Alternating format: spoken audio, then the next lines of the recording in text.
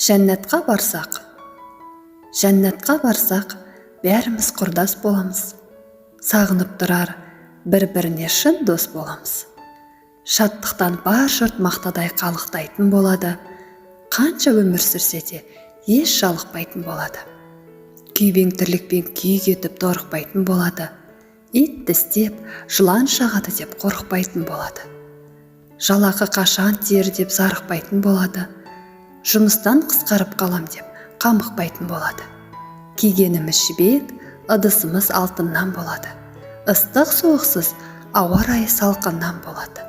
Ләззаттан балқып, бақыттан балбырайтын боламыз. Көркіміз күнде нұрланып, албырайтын боламыз. О жақта бүгін көргенің ертең болмайды. Бұ жақта ешкім ондағыдай көркем болмайды. Жақпайтын тамақ жеп, онда ішің ауырмайды. Халуадан асап жесең де тісің ауырмайды. Мың жүзім дәмі бір-біріне ұқсамайтын болады.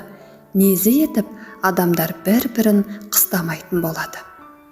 Жанұяның ойлап жағдайын жасап жүрмейсің. Қарызданып қалып, біреуден қашып жүрмейсің. Ондағы өмір ешқандай сынақ болмайды. Не істедің, неге үйттің деп сұрақ қалмайды. Ондағы шаттық жалап оқылап қалмайды. Шайтан жоқ онда, бөгде әйел ұнап қалмайды. Бұлақтар, көлдер, өзендер шырын бал болады. Бұлбұлдар әні сүйкімді шырылдар болады. Әйелің сені әр қызғанбайтын болады. Кешіксең, қайда болдың деп сызданбайтын болады. Құштарлық толы кеуделер күмбірлейтін болады. Іштарлық жайлы адамдар дым білмейтін болады. Ол үшін бүгін тазалап ойларымызды, күнәдан аулақ ұстайық бойларымызды. Үйлендіріп әрбір салт басты бойдағымызды, адал аспенен тойлайық тойларымызды.